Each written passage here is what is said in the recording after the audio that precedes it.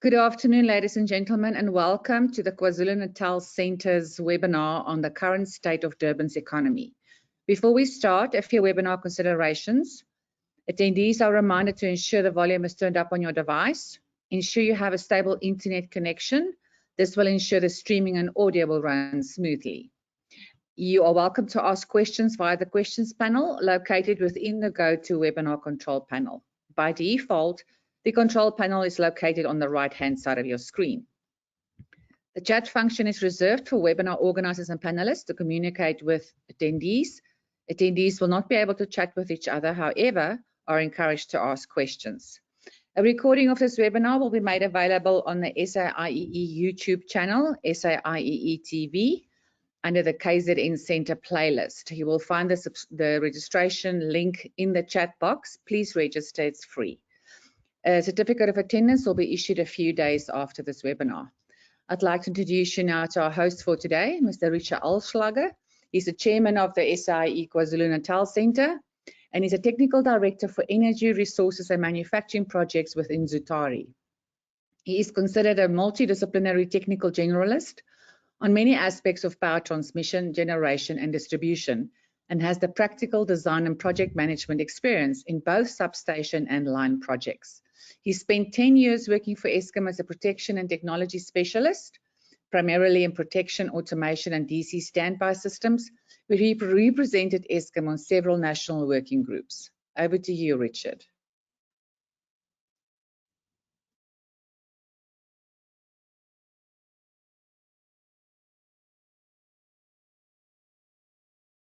Sorry, Richard, you're muted.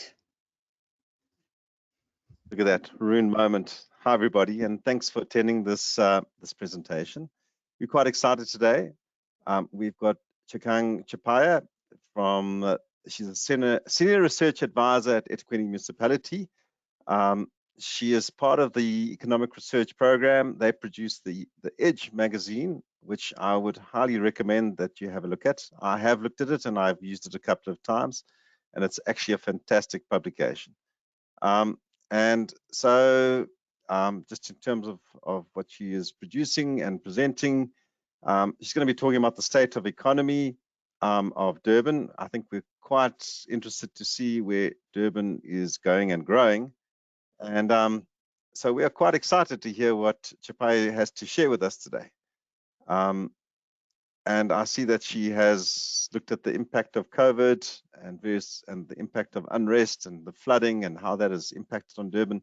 So I think there's quite a topical presentation. And I want to just thank her, even before she starts, for just taking the time to come and share with our members today. So Chikang, over to you.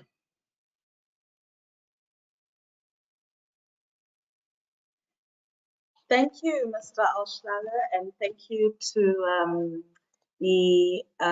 thank you, to the South African Institute of Electrical Engineers for inviting me.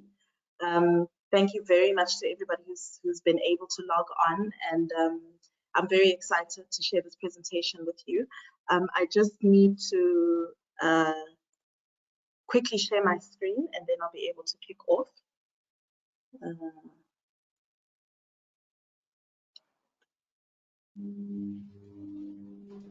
And if somebody can just give me a heads up whether my screen is visible, then I'll be able to. Yes, it's visible. It's just not in presentation mode yet. Great. There we go. Okay, thank you very much for everyone who's been able to log in. Thank you so much to the Institute for inviting me, and I'm really excited to give this presentation. I think it's such a critical time to speak about this topic. I mean, we all know what's happened in the city and in the country and even globally in the past few years, and I think any amount of information or insight into what's happening in the economy will be very beneficial for everyone.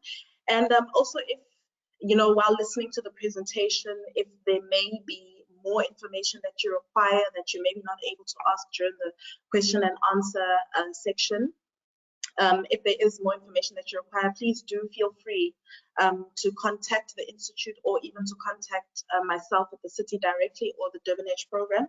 I'll share those contact details later on. I think really the message, part of the message that I'd like to share through this is that there's so much insight and information and intelligence available to support you as somebody operating within the city or within the region and within the country. And what we've noticed is that people often don't know what information they have access to. So if you feel there's something I haven't touched on, please do feel free to contact me later on. So just to save bandwidth, I'm going to turn my webcam off.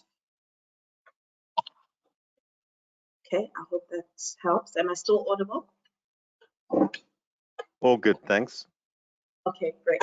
Okay, so as Richard said, my name is KZN. I head up the research team at the municipality, eThekwini Municipality's Economic Development Unit. And as Richard said, I run a program called the Durban Edge with some very some great team members, very skilled in very different areas. Some, within modeling and research, others within labor, others within innovation, which assist our team, and others within planning, etc. So this is really all of that information, and we've tried to just package it into one presentation. So one of the things that we've noticed is that business and people operating within the city, and I haven't actually changed slides yet, are quite understandably nervous about what to expect about Durban's economy. Are we going to have another huge flood, which I unfortunately can't answer, but are we prepared as a city for some of these things? In some instances, the news is all negative. You know, the world is about to collapse, and in many ways, for many people, it is. And in other instances, the news is all just, it's all positive, and they know issues, etc., which we know is not true as well. So what I'm going to try and do with this presentation is provide a balanced view of what to expect of Durban's economy. I am moving on to the next slide, but I see it's not.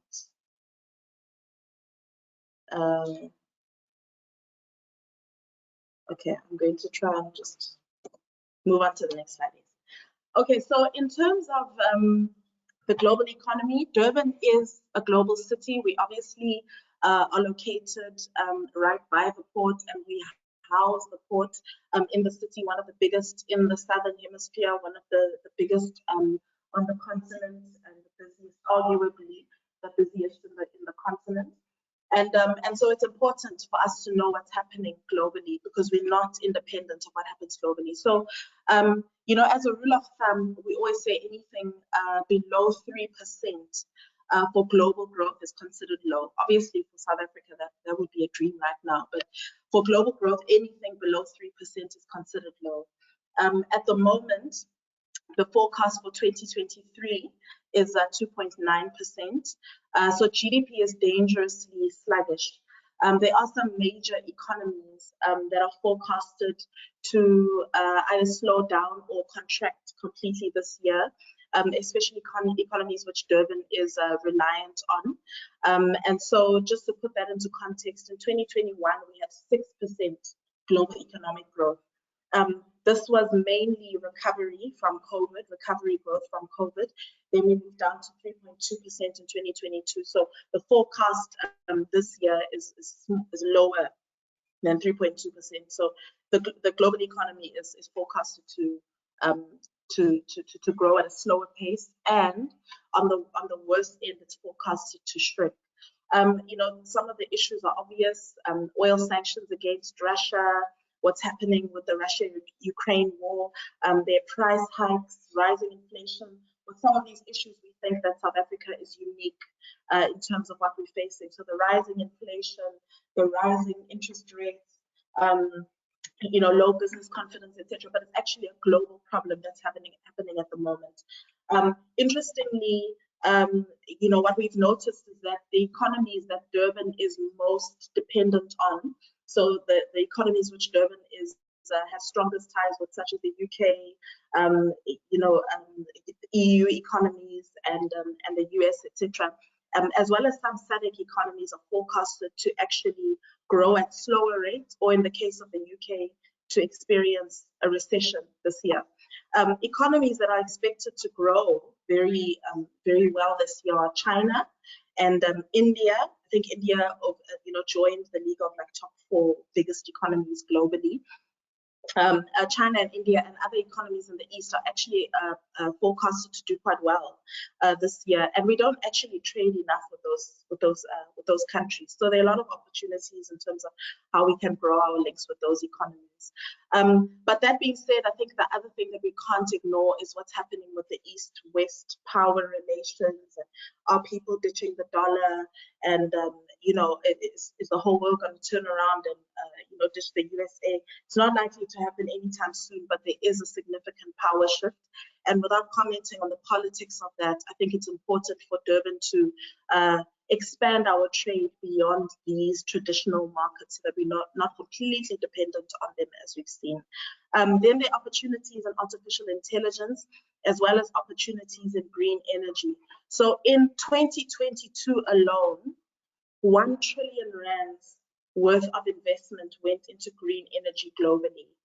1 trillion rand. So that shows you where the growth forecast is, globally, not just globally, but in South Africa as well. Then, in terms of South Africa, I think it's not a new thing to anybody to hear that we've got low business and consumer confidence. These were the indicators for 2022 compared to 2023. So looking back on 2022, I've already mentioned, how we performed last year. And if we look at this in relation to this year, then we'll see that our key indicators are not doing too well.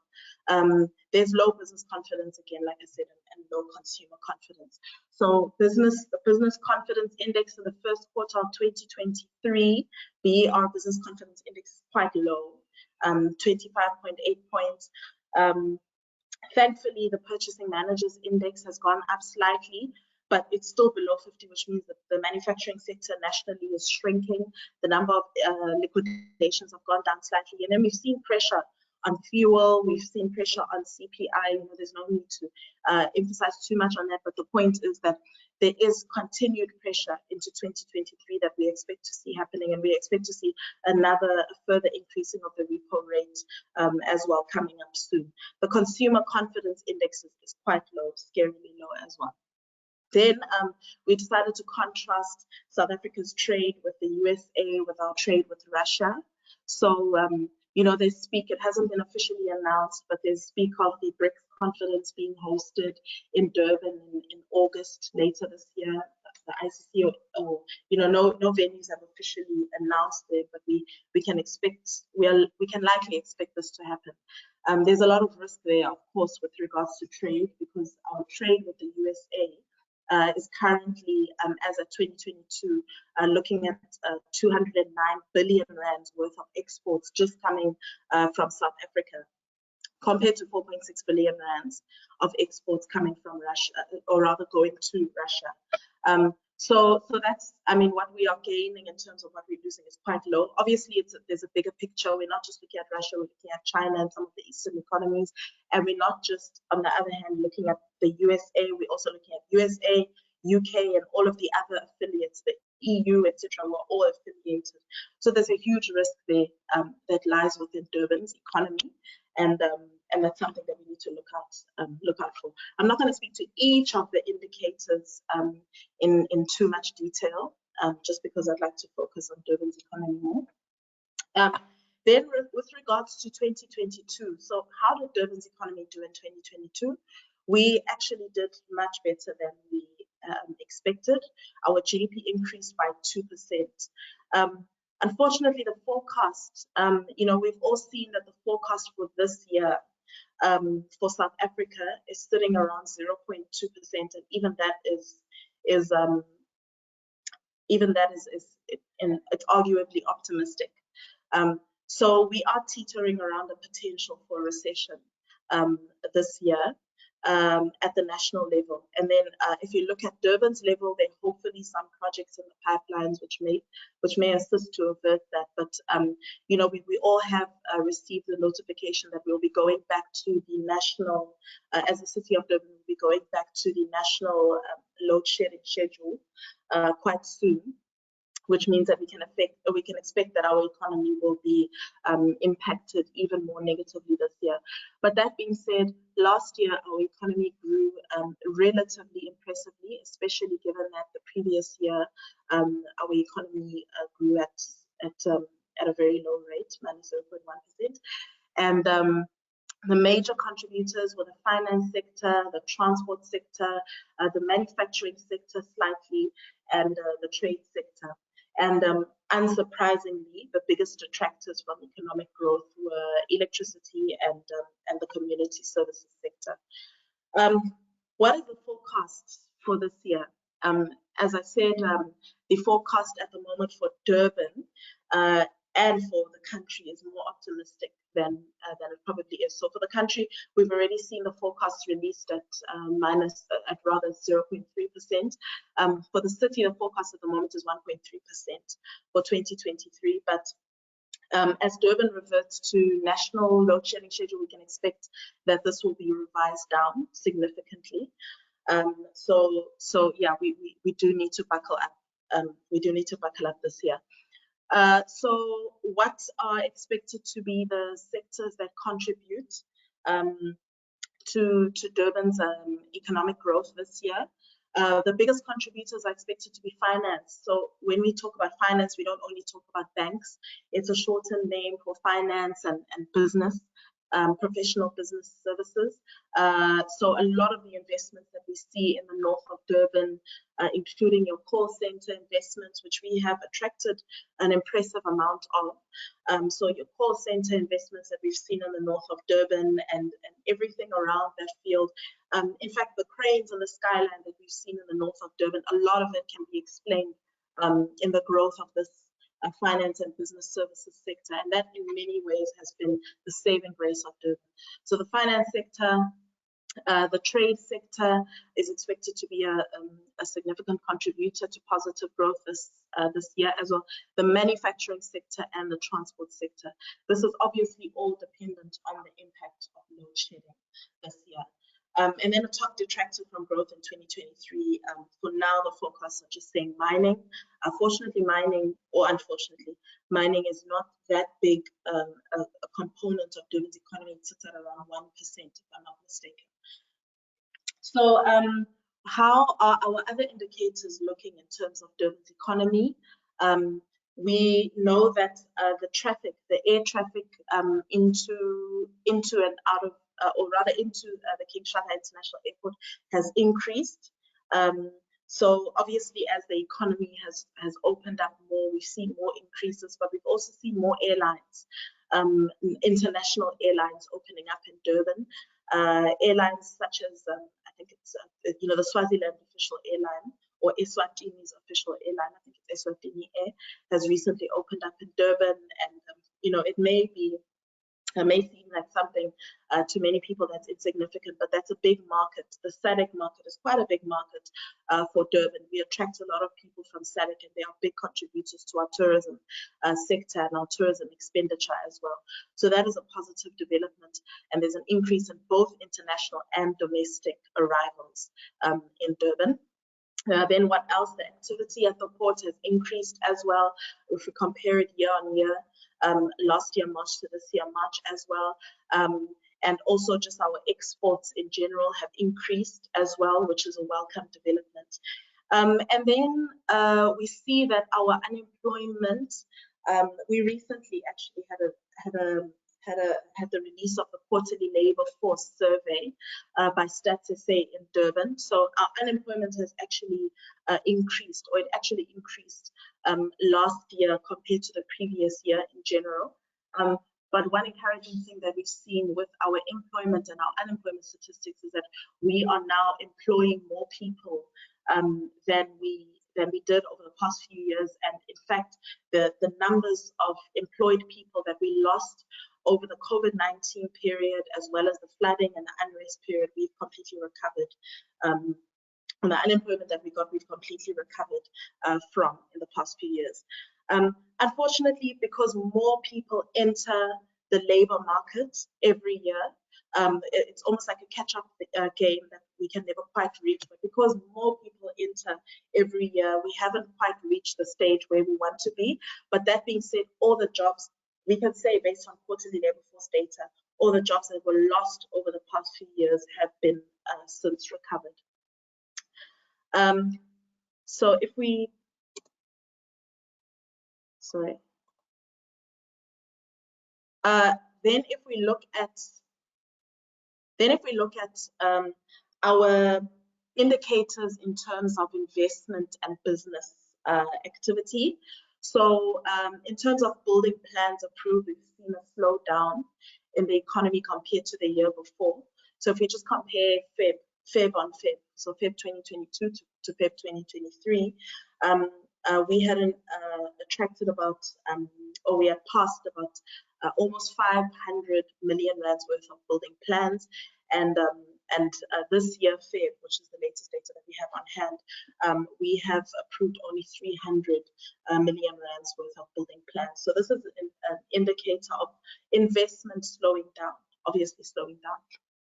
That being said, our foreign direct investment actually went up compared to 2021. So if we just compare 2022 to 2021, our foreign direct investment went up significantly. So we attracted about 3.6 billion rands worth of foreign direct investment in Durban. One of the biggest ones, if not the biggest one, was Volvo Trucks in Mbomoduni, if I'm not mistaken. That's about 1 billion rands worth of investment into Volvo Trucks. This year, we've attracted about two major investments announced, as well as another 2 that were announced at the president's investment drive. So we've seen the announcement of ACT, that's a call center or a business services center, which will employ 1,000 people. That investment was announced, as well as what is not, it's a good investment in terms of the value, 46 million rands worth of investment into renewable energy by Toyota. But the sad part about that is that this means that Toyota is, after many warnings, progressively coming off the grid, which means that because of load shedding, which means that the revenue to the city is going to be significantly lower, because Toyota is one of, if not arguably, one of the biggest customers to the city in Durban. So that being said, those are some of the major investments. We know, again, as well, Heineken announced their investment into not just Durban, but other areas in the country as well. So that was an investment that we lost during COVID-19, but they've announced that as well. And then there's RCL as well, which has announced in President Ramaphosa's investment drive, their investments also. So many of these investments are also dependent on what happens with load shedding. It's not the type of investment where we can relax and think, oh, we've made it. There's a lot of work that needs to go into improvement of our electricity supply in the country. So on top of investments, we also look at office vacancies. So how is Durban doing in terms of office vacancies? Are there many offices that are lying open? Are people not occupying their offices? If that's the case, then that's an indicator of not enough economic activity happening. And thankfully, we've seen that office vacancies throughout the city have declined. It means that more people are taking up office space. Maybe this is a move away from work from home culture. But that being said, interestingly, the areas that are lagging behind are the CBD and Berea. So the CBD office vacancies are going up, and that's obviously due to crime and grime and the likes, as well as Berea, so some of the older office spaces within that area.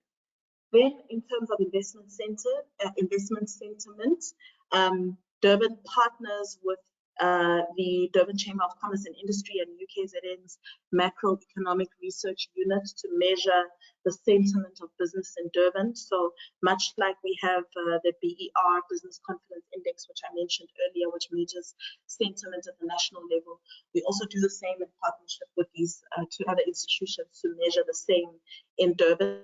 If you are interested in communicating your business sentiment every quarter, please do let me know, because we are always looking for businesses to respond to the survey so that we can use these outputs to advise our, leadership within the municipality. That being said, business confidence is low. So anything below 50 is low, and anything upwards of 50 is positive. Obviously, the higher the better, but business confidence is low. So as at quarter 1, 2023, business confidence was sitting at 43 index points. The major contributors to that: manufacturing sector, wholesale and retail sector, and the finance sector.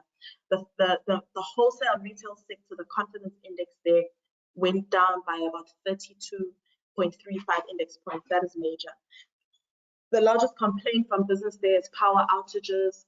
This is from quarter 1, so it was also the period of time where the national shutdown, where they were speaking of the national shutdown on the 20th of March. And so that contributed to nervousness by business. And we saw that reflected in the manufacturing sector, as well as some of the other sectors as well. Finance was down, tight financial conditions and low economic growth were big contributors as well. Then the electricity sector, not all sectors, business confidence index declined. So the electricity sector, transport, storage and communication, and construction sector, the indices actually went up. Interestingly, the electricity sector was one of the highest, or the second highest, showed the second highest business confidence index growth in the city. And you would remember that that was a period of time where we had the Energy Summit in Durban, and the plans of eThekwini municipality to take us off the national grid and to move away from Eskom's load shedding were announced. A lot of opportunities for businesses within that area to partner or to respond to the calls by the city. But that being said, that appears to have had a positive impact on the business confidence within the city. So that was up by 24 index points, or 25 index points. Construction was up as well, interestingly. So we've seen the kickoff of key projects within the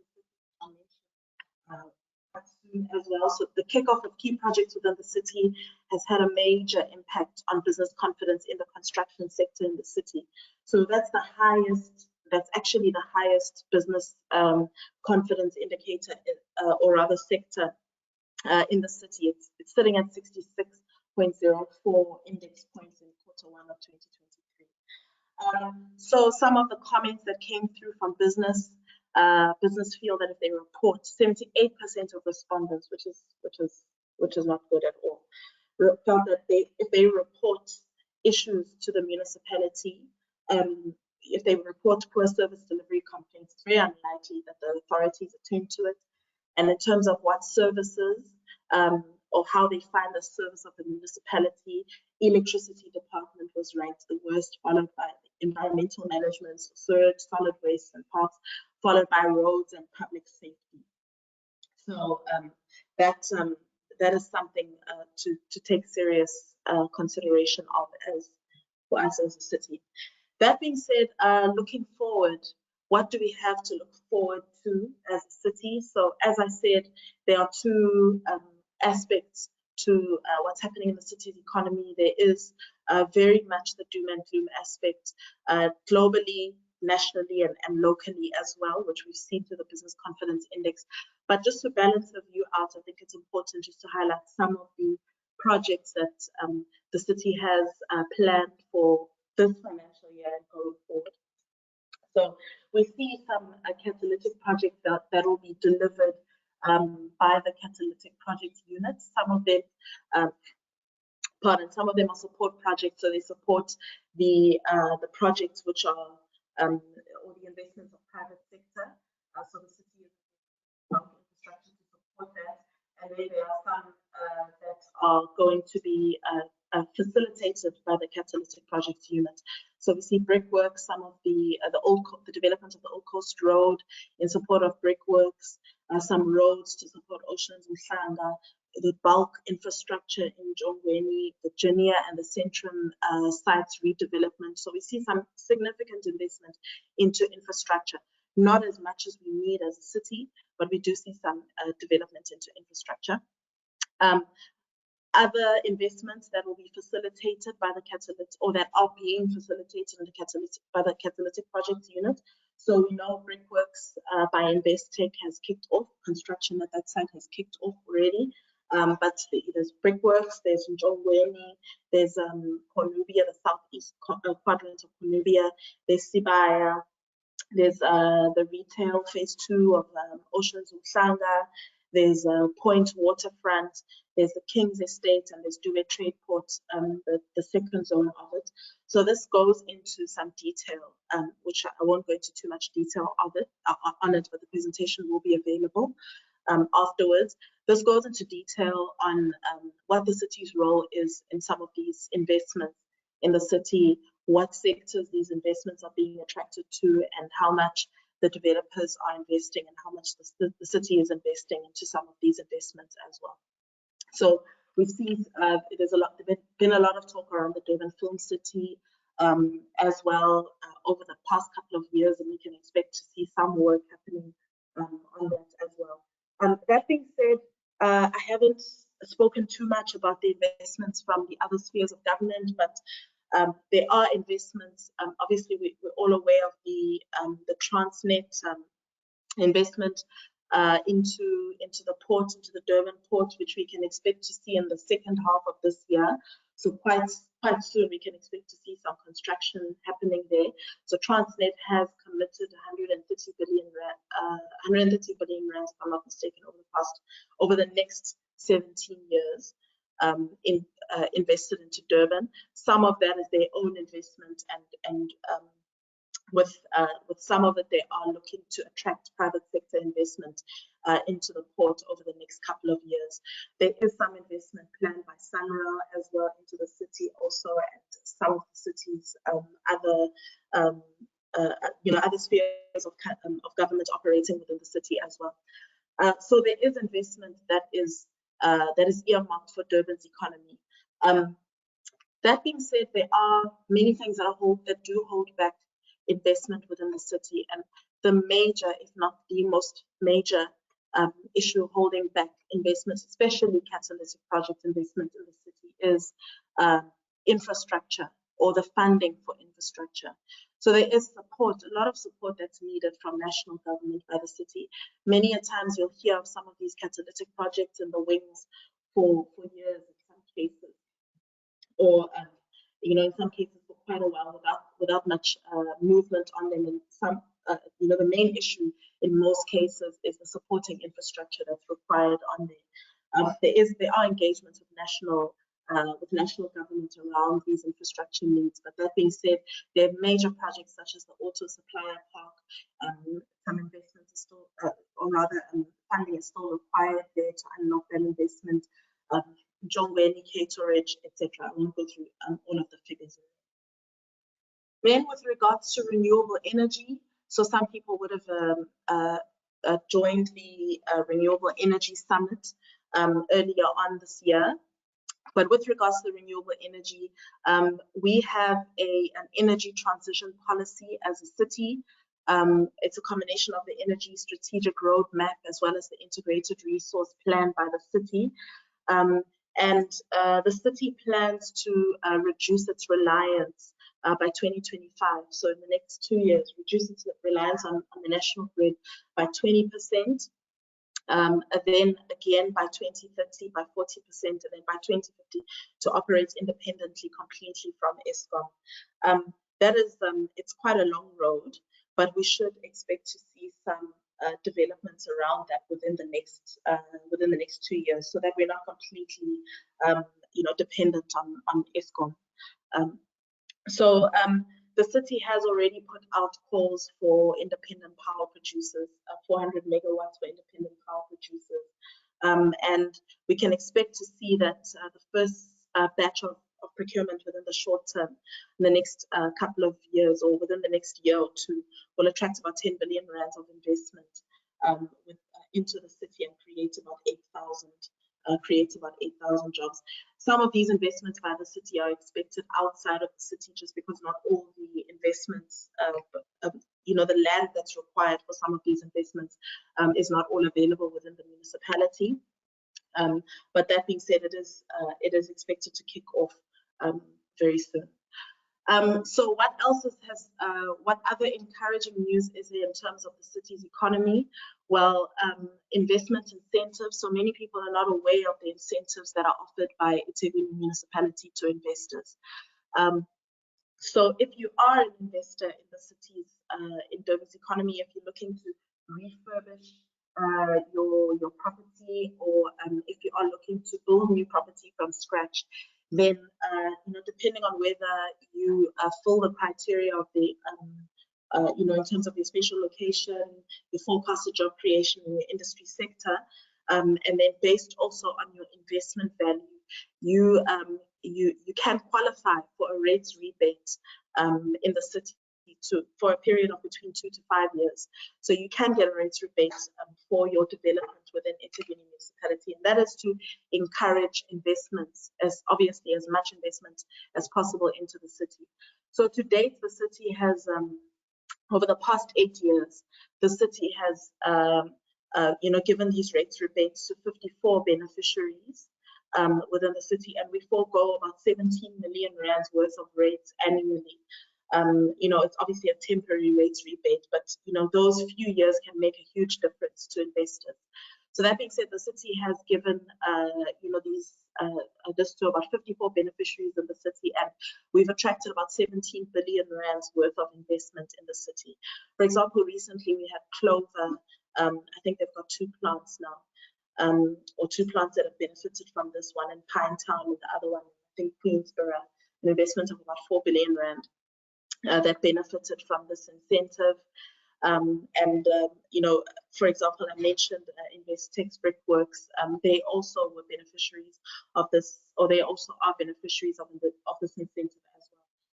Over and above that, if you locate within certain areas, you do get bespoke incentives. So if you locate within the inner city, you actually, the formula for these incentives have been worked out so that you get the maximum incentives if you invest in the inner city. That's to encourage inner city regeneration.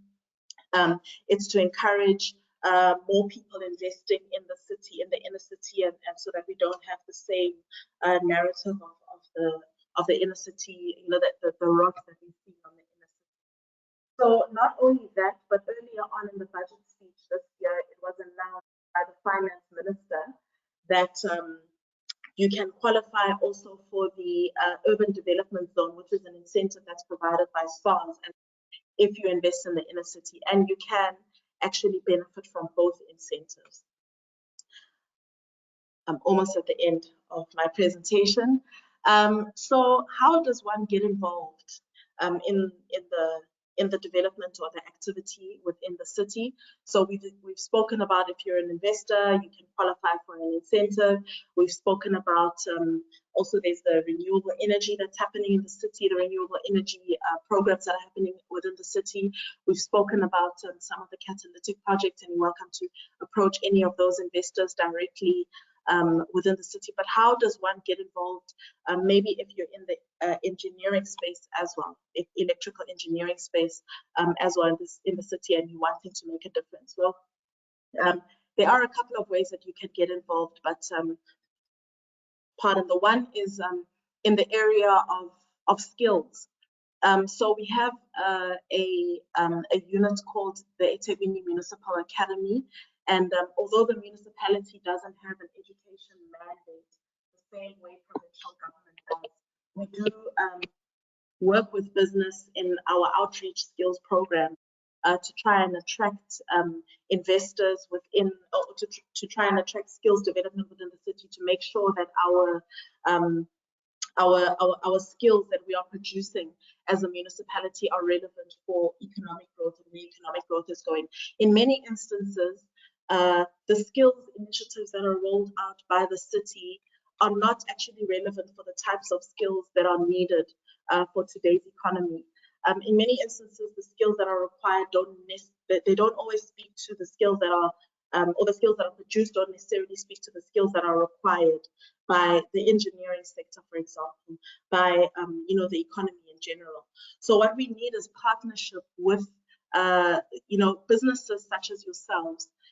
We require those businesses to say what types of skills would be most relevant to them, to get involved with the city, to contact the eThekwini Municipal Academy, for example, or even to contact ourselves at the Edge, who can put you in touch with them, just to share even just that information on what skills it is that you require. That type of information can make a huge difference, and it can influence the way that skills development happens from the city, the first way, and then uptake of trained youth. So the uptake of trained youth within eThekwini municipality, oftentimes we train youth within the city and then there's no way for them to go, even just with internships. Secondly, we have an innovation, and I know that Mr. Alshnaga is very involved with Innovate Durban as well. But we have an innovation hub. The city will be investing very soon in an innovation hub in partnership with a major university within the city. And, we haven't signed the MOA necessarily, so I won't say any names yet. But the city will very soon be investing in a massive innovation hub within the vicinity of a university within the city quite soon. And we are needing to partner with private sector. You may see that there is you'd like to take up some space in terms of research and development. You'd like to take up space, within the precinct in the city to invest in research and development within that innovation space, or maybe you'd like to sponsor space within the innovation precinct to assist with skills development and innovation within the city. There, we would be very happy for people to get involved, and it would be a major contributor to development within the city. So this is my last slide, but just to summarize everything we've said. So there is the city's economy is in a very precarious position at the moment. The economy is not doing very well. Durban is no exception as well. There are global threats. Global growth is expected to be low. There's no end in sight to the war in Ukraine. There are rising cost of living. Infrastructure is in a very bad way in the city, and business confidence is quite low.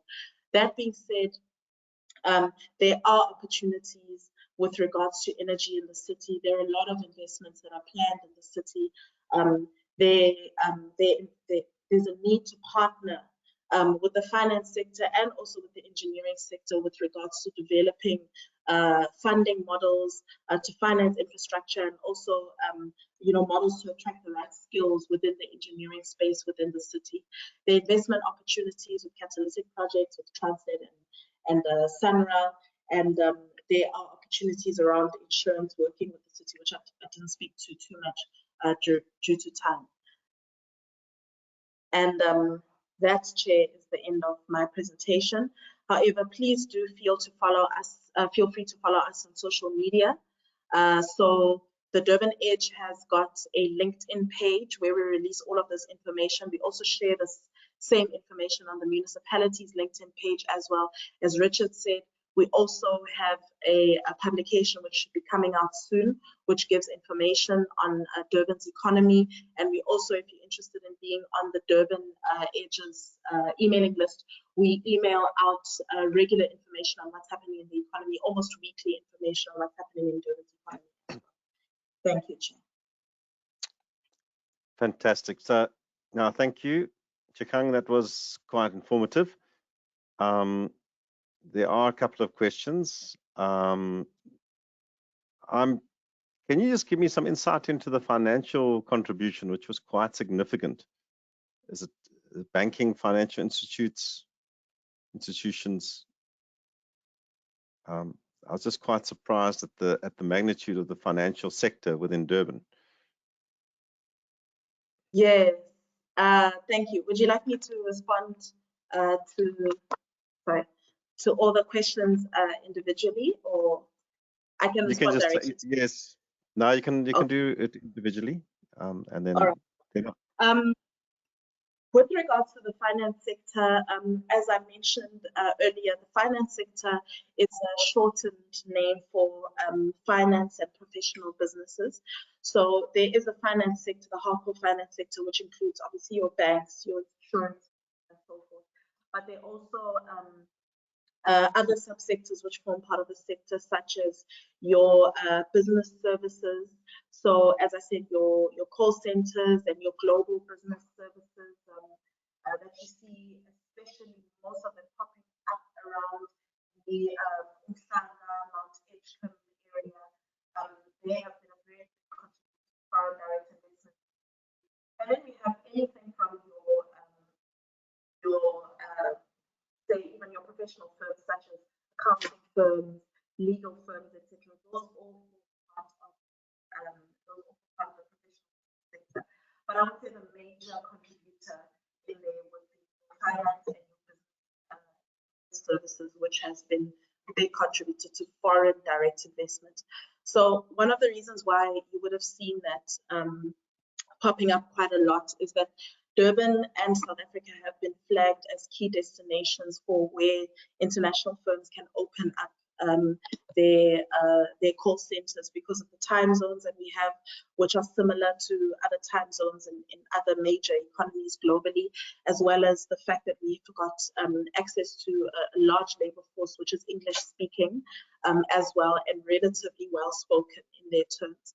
So in a couple of international sites, South Africa has been flagged as a key investment destination for these reasons. So that is the finance sector. No, thanks. Yes, look, call centers are big. I mean, I've got one operating in my office environment, and it's a significant employer, and it's 24/7. Yes. So it's quite an interesting thing to see. They're running shifts and hundreds of people employed.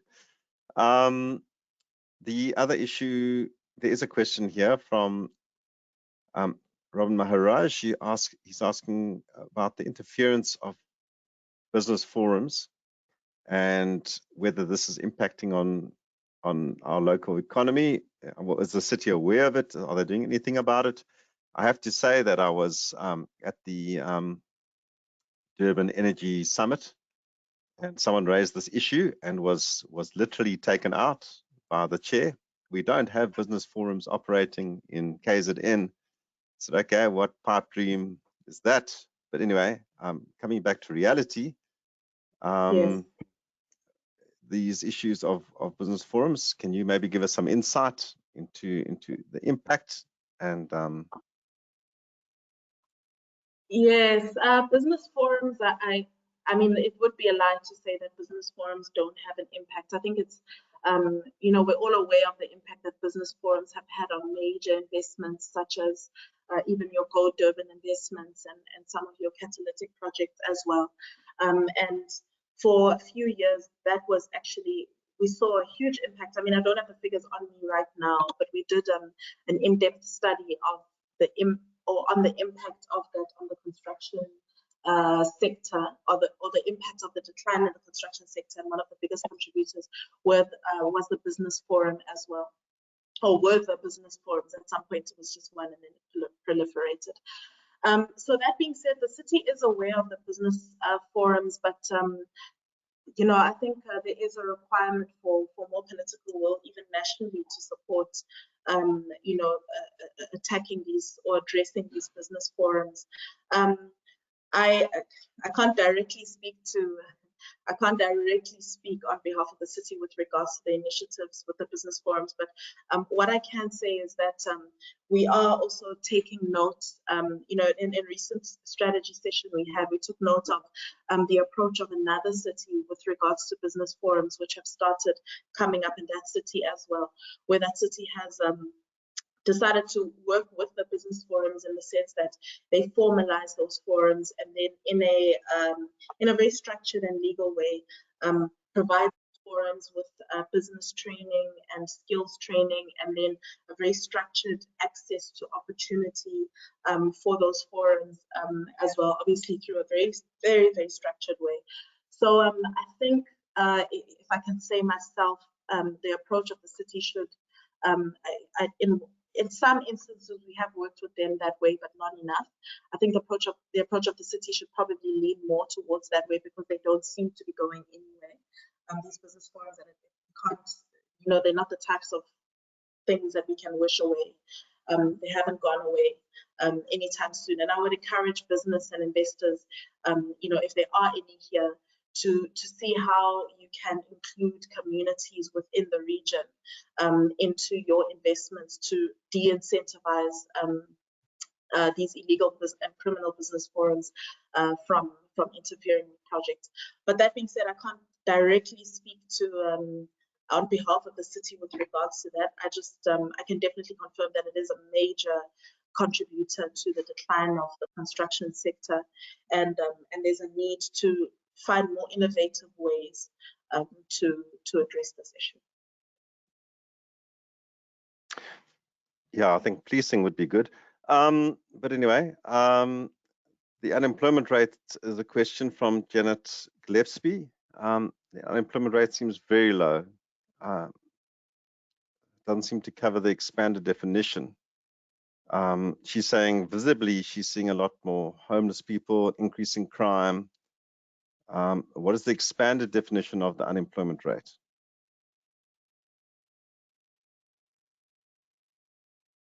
Oh, thank you for that.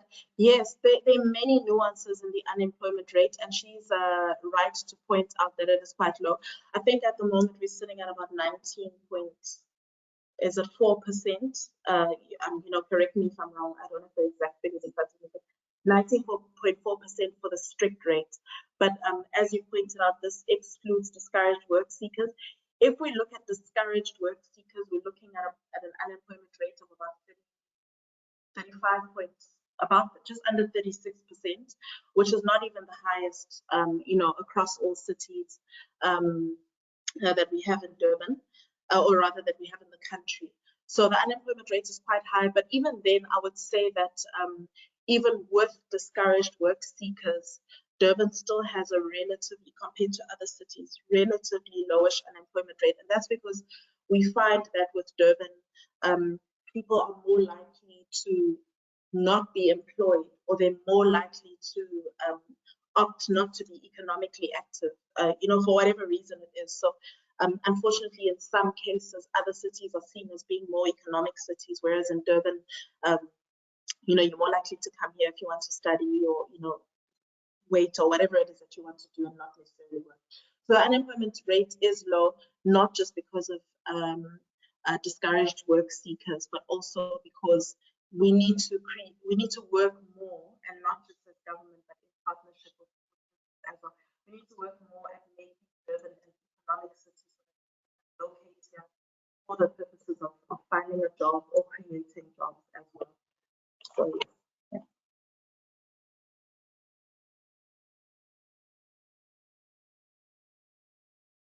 Okay, so yeah, the game of statistics. I see there are no further questions. I just want to, just for those that are attending, there are 2 free handouts. There is the What's On magazine, and from the SAIEE in the handout section, and the brochure on the Training Academy by the SAIEE.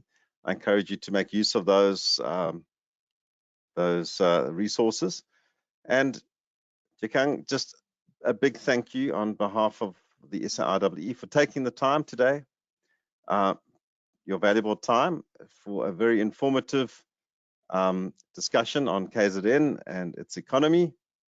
I see that there are some developments in the pipeline, and some visible evidence of things that are happening, like at Brickfields and near the Pearls, etc.